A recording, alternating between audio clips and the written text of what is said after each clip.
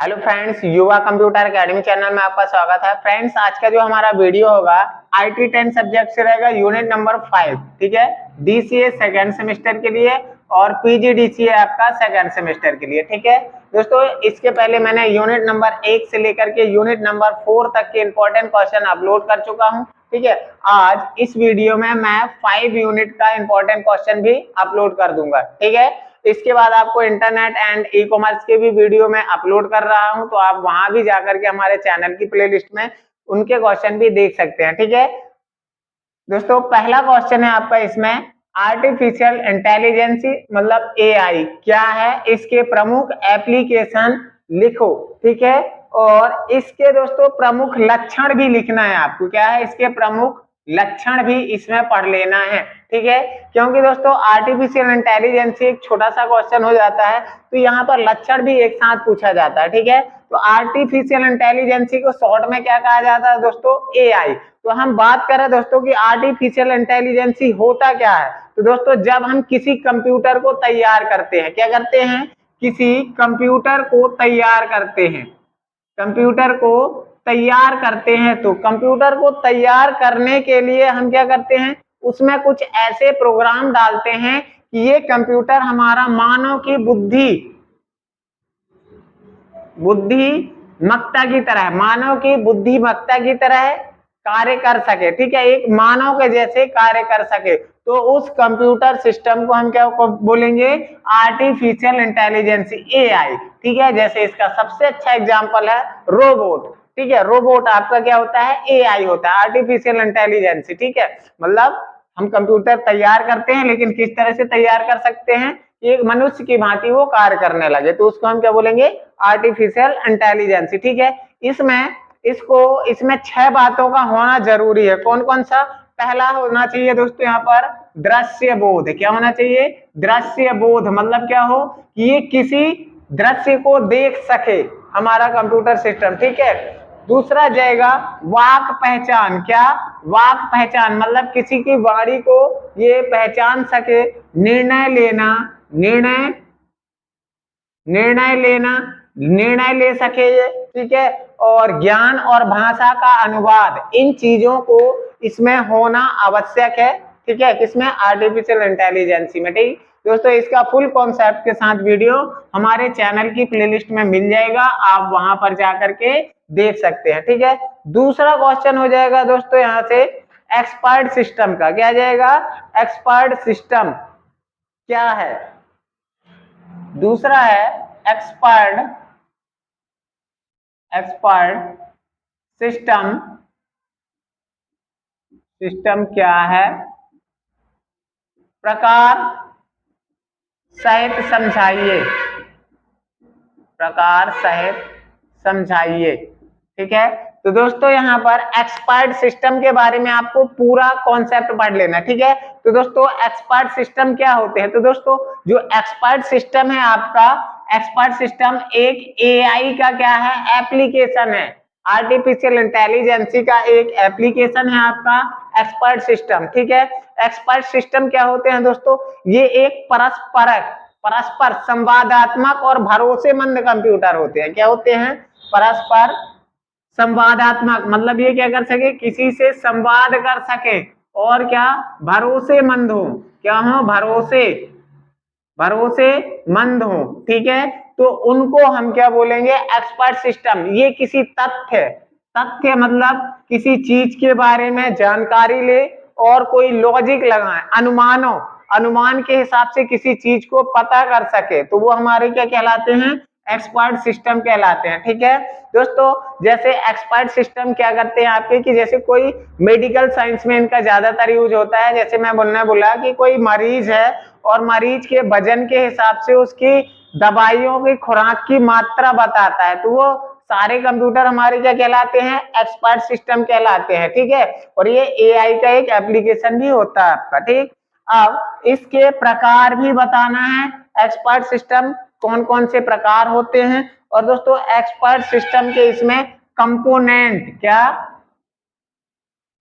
Components बताना है आपको, कंपोनेंट्स और इंटरफेसेस बताना है इसकी, ठीक है। तो एक्सपर्ट सिस्टम के बारे में आपको सारी चीजें यहाँ पर पढ़ लेना है, ठीक है। इनका पूरा कॉन्सेप्ट पढ़ना है आपको, बुक से भी आप पढ़ सकते हो और हमारे चैनल की प्लेलिस्ट में भी आपको इसका पूरा कॉन्सेप्ट मिल जाएगा, ठीक है। अगला क्वेश्चन है दोस्तों यहाँ पर,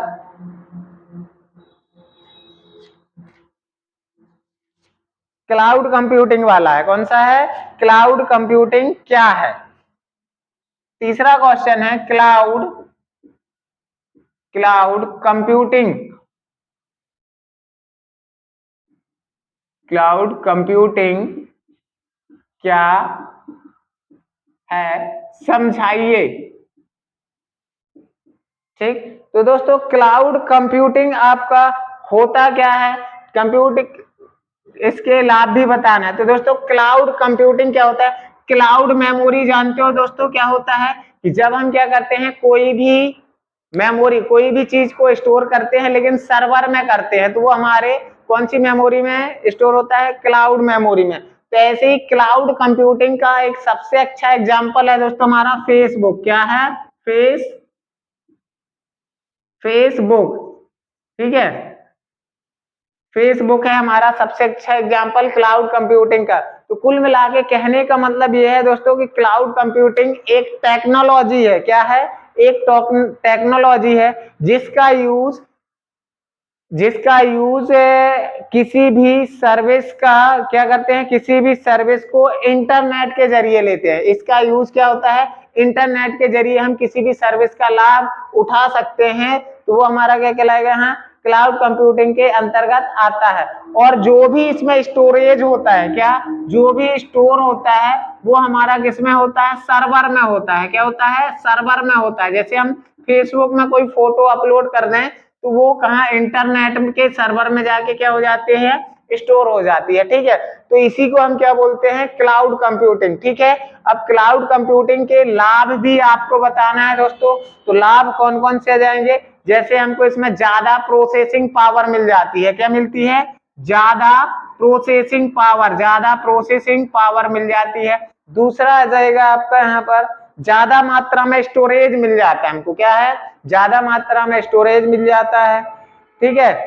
और आपको कम कीमत में स्पेस ज्यादा मिल जाता है, ठीक है।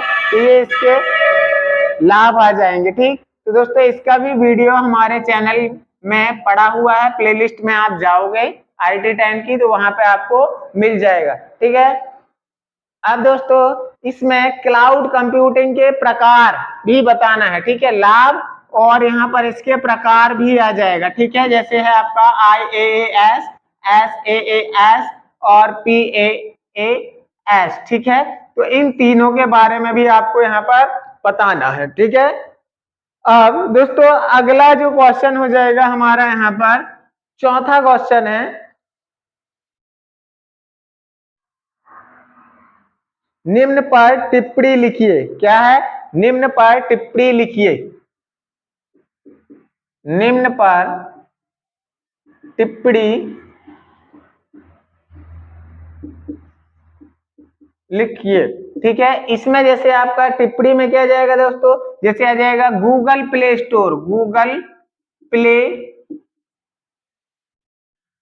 गूगल प्ले स्टोर क्या होता है दोस्तों आपका? गूगल प्ले स्टोर जैसे एंड्रॉयड हमारा ऑपरेटिंग सिस्टम है, तो उसमें कोई भी एप्लीकेशन को इंस्टॉल करना है, डाउनलोड करना है, तो हम गूगल प्ले स्टोर से कर सकते हैं। इसमें हमारे लीगल ही प्रोग्राम मिलेंगे जो भी। और दूसरा इसमें आपको बताना है दोस्तों यहाँ पर एप्पल स्टोर। क्या? Apple store. तो Apple Android operating system, Apple का जो फोन होता है आपका या iOS का ऑपरेटिंग सिस्टम होता है, तो उसमें एप्पल स्टोर होता है। एप्पल के एप्लीकेशन स्टोर करने के लिए इसका यूज किया जाता है, ठीक है। पांचवा क्वेश्चन जो है दोस्तों यहाँ पर,